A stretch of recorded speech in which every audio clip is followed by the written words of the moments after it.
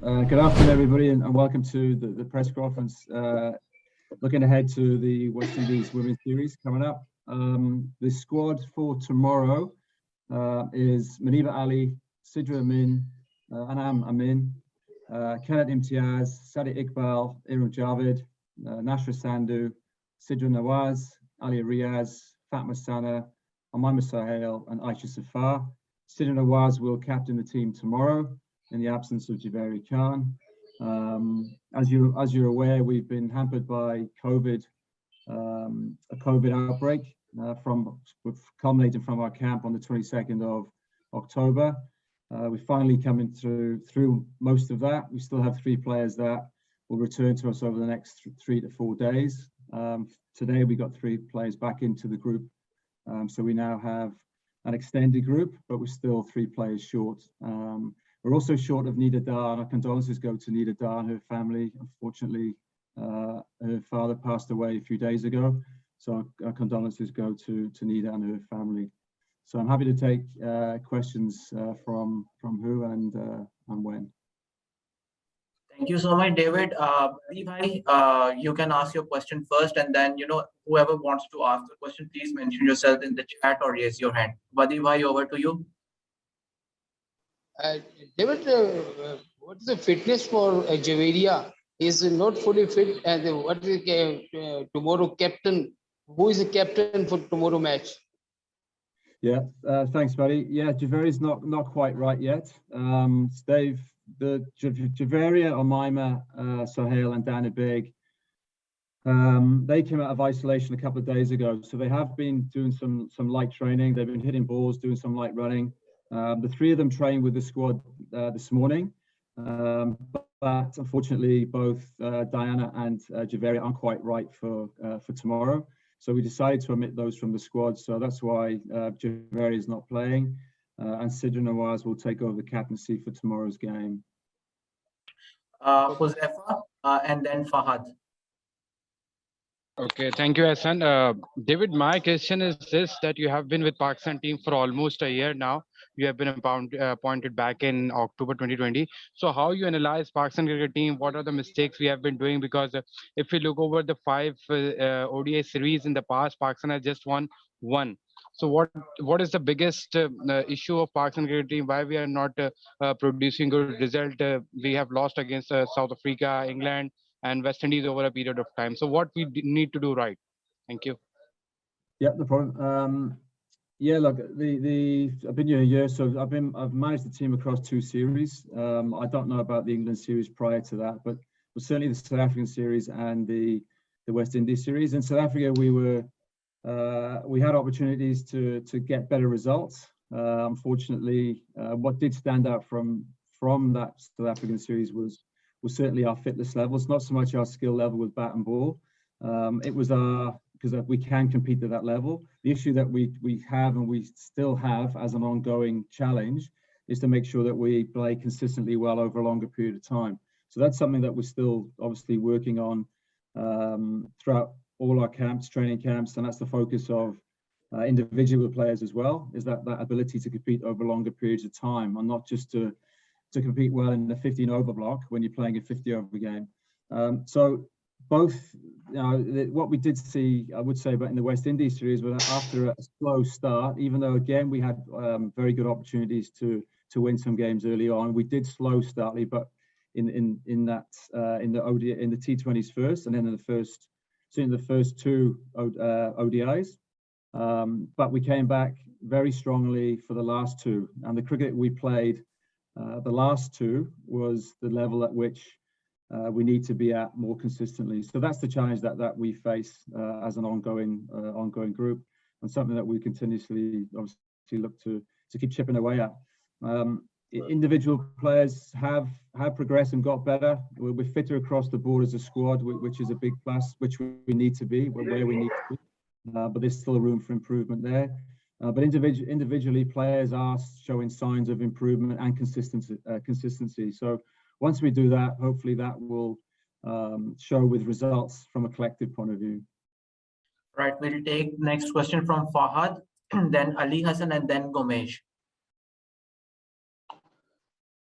Hello, David. This is Raf from cricketholic.pk. How important is this series for Pakistan before going to World Cup qualifiers in Zimbabwe? And who will replace Javeria and Nida in tomorrow's game? Thank you.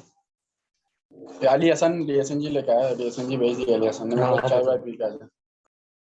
Well, we've obviously announced a squad of 12. So what we'll do tomorrow morning, we'll select the final 11. We still want to give Amaima Sahel an opportunity to see how she shapes up tomorrow. So we'll just look at that first thing in the morning. So in terms of what that 11 looks like. In terms of the series and what we're looking to get out of it, obviously we've got 3 games to play. We want to win 3 games. That's important, obviously, because we want to get into the winning habit, and we want to be playing consistently well. If you're winning games, then generally you're doing things right. Is the series the be all and end all? No, it's not. And obviously the situation we find ourselves in now, with certainly tomorrow with 6 players unavailable for selection, it does give opportunity to the extended squad of 18. So that's in a way that's a plus point for us, that we get a chance to look at a few more players. But priority is obviously going to be we're not looking at the qualifiers at the moment. We're just focusing on tomorrow's game, and then once that's completed, we'll look at the second ODI and then the third ODI. Again, you know, the qualifiers is a huge tournament for us because the ramifications of getting to a World Cup and what that means when you get to a World Cup. So obviously that's what we're striving for, because we want to play against the best teams in the world. If we are to improve and challenge ourselves and get better, then we need to be playing in those competitions. So that's what we're certainly looking forward to. And yeah, hopefully you'll see some good cricket over certainly the next 3 ODIs before we lead into that qualifying tournament in Zimbabwe. Ali. David, in absence of Diana Baig, do you think Fatma Sana is going to take heavy pressure on her because he's the best bowler in the team? Do you think he's ready for the challenge?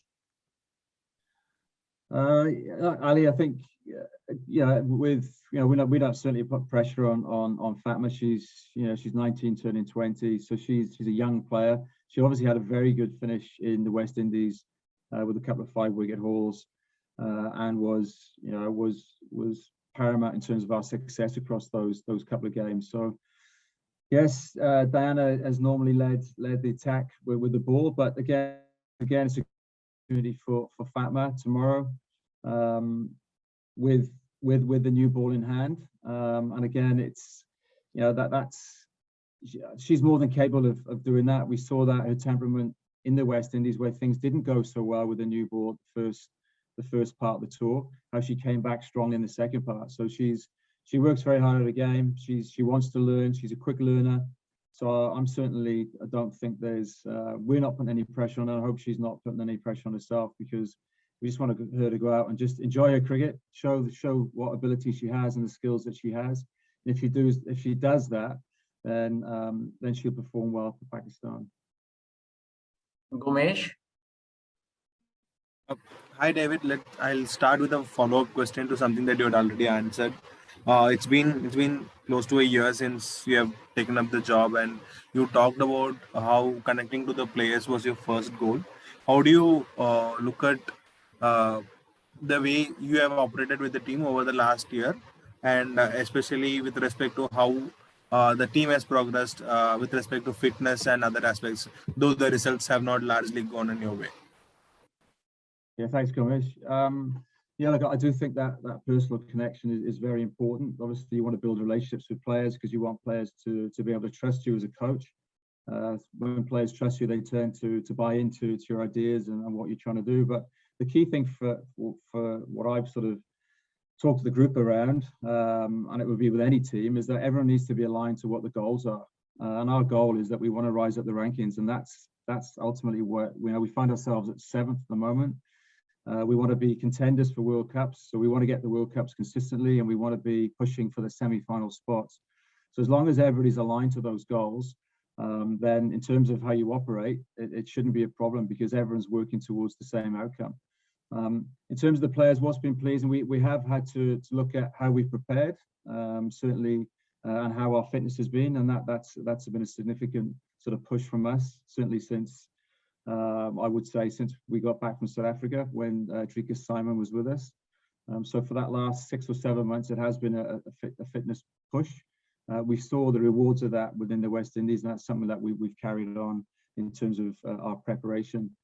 In terms of the preparation itself, I think we've moved away slightly from just maintenance at practice. We try to introduce more match scenario game awareness type sessions because that's where certainly we found that we've been a little bit short. As I say, we still, again, you're still working technically on your game and making improvements across your game from a technical point of view, but it's been what sort of stood out was our awareness at certain times and how we approach certain situations. So that's been the sort of drive from the last couple of camps, has been a focus on those match sort of situations and those scenarios that we put in place where players are put under pressure and challenged, so that it becomes more game-like. So when they do get into game situations, they find that it's not alien and they can handle the pressure, because ultimately the best players in the world are the ones that can manage their anxiety and manage pressure situations. So that's what we're trying to create in practice. So that's been the sort of the main drivers in terms of how we've approached our cricket over certainly the last 5 to 6 months. Another question. In the absence, one last, sorry. In the absence of Javeria, the batting looks a bit, and Nidada, the batting looks a bit inexperienced. We saw in West Indies how the Omema Sohail and Monivali and other young batters got their starts, but they often get out after getting the 20s and 30s. Is that something that the team has particularly focused on, or is there proper communication as to what their roles are and how they want to go about the innings building part of it?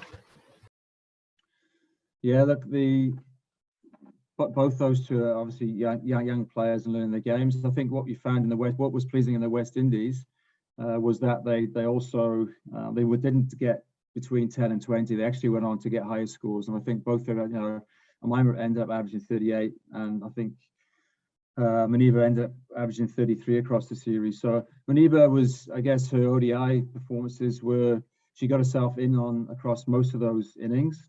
So she's a little bit disappointed not to go on to get 50, 60, 70 or 80 or even 100, because she got herself in on most of those occasions.